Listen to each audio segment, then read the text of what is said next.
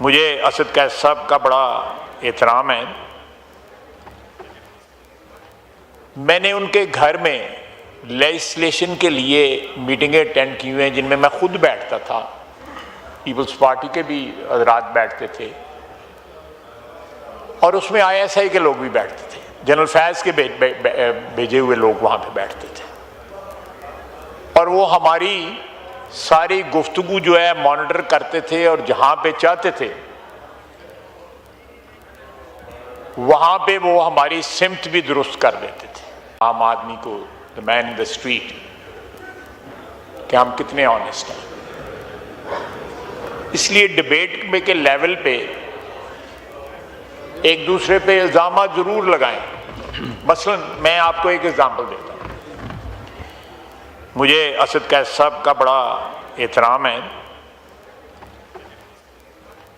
میں نے ان کے گھر میں لیجسلیشن کے لیے میٹنگیں اٹینڈ کی ہوئی ہیں جن میں میں خود بیٹھتا تھا، پیپلز پارٹی کے بھی حضرات بیٹھتے تھے، اور اس میں آئی ایس آئی کے لوگ بھی بیٹھتے تھے، جنرل فیض کے بھیجے ہوئے لوگ وہاں پہ بیٹھتے تھے، اور وہ ہماری ساری گفتگو جو ہے مانیٹر کرتے تھے، اور جہاں پہ چاہتے تھے وہاں پہ وہ ہماری سمت بھی درست کر دیتے تھے. یہ ایک کنفیشن ہے، ایک پولیٹیکل ورکر کی کنفیشن ہے، اور میں یہ کنفیشن اس لیے کر رہا ہوں کہ کم از کم تھوڑا بوجھ جو ہے میرے ضمیر کا جو ہے وہ ہلکا ہو جائے. لیکن جب آپ ببانگے دہل جو ہے سینے پہ ہاتھ مار کے کو ہمیں تانا دیتے ہیں، تو کیا بھول جاتے ہیں کہ آپ کے گھر کی چھت کے نیچے پارلیمنٹیرینز، آنریبل پارلیمنٹیرینز، وہاں بیٹھ کے اینٹی منی لانڈرنگ بل، اس کے علاوہ اور 3-4 مجھے لیجسلیشنز یاد ہیں، نیب لا، ان تمام وہاں پہ ڈسکس ہوئے under the watchful gaze of people sent by General Faiz in those days. بہرحال یہ ایک المیہ ہے، اور یہ میں اس ہاؤس کے تمام ممبران کو ایک فوڈ فار تھاٹ دینا چاہتا ہوں کہ سیاست میں جو ہے ٹھیک ہے نہایت گرے ایریاز ہوتے ہیں، لیکن بعض اوقات جو ہے ان گرے ایریاز کو جو ہے سکویز بھی کیا جا سکتا ہے، ان کو لمٹ بھی کیا جا سکتا ہے، شرنک بھی کیا جا سکتا ہے، لیکن ہم ان کو ایکسپینڈ کرتے ہیں اور منافقت کی نئی جو ہے منزلیں طے کرتے ہیں، نئی بلندیاں جو ہیں ان کے اوپر پہنچتے ہیں. بہرحال میں اب جو مختلف اس ہاؤس میں پچھلے 4-5 روز میں جو باتیں ہوئی ہیں، سب سے پہلے جو پاکستان نے ایک ڈپلومیٹک وکٹری جو ہے اس میں پاکستان نے اپنا رول پلے کیا ہے، بلکہ اس کو وکٹری سٹینڈ تک پہنچانے میں جس طرح اپنا رول ادا کیا ہے، میرا خیال ہے 78 سال میں اس سے زیادہ فخریہ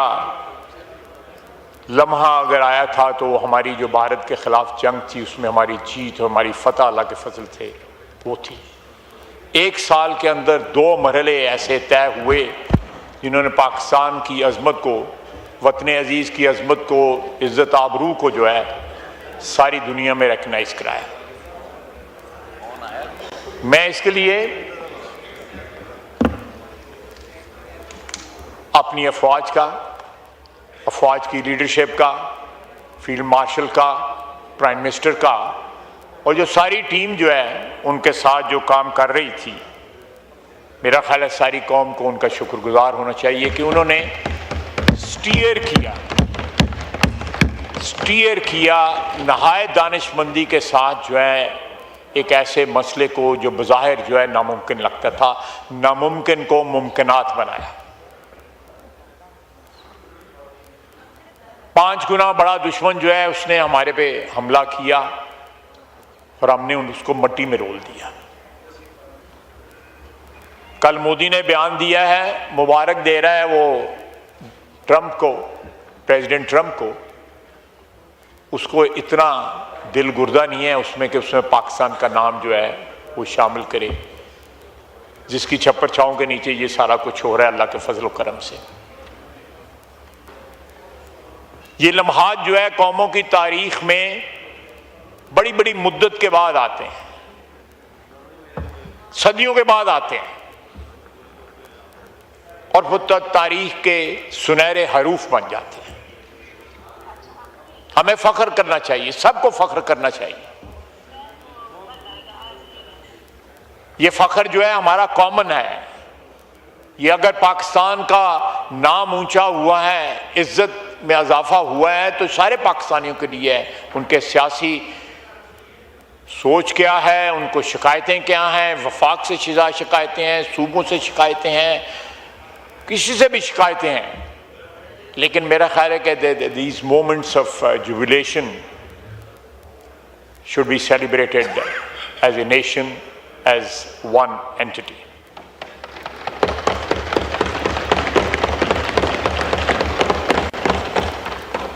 جناب والا، اس کے بعد میرے بہت سے کولیگز نے بلوچستان کی جو ہے very rightly, very justifiably situation discuss کی ہے۔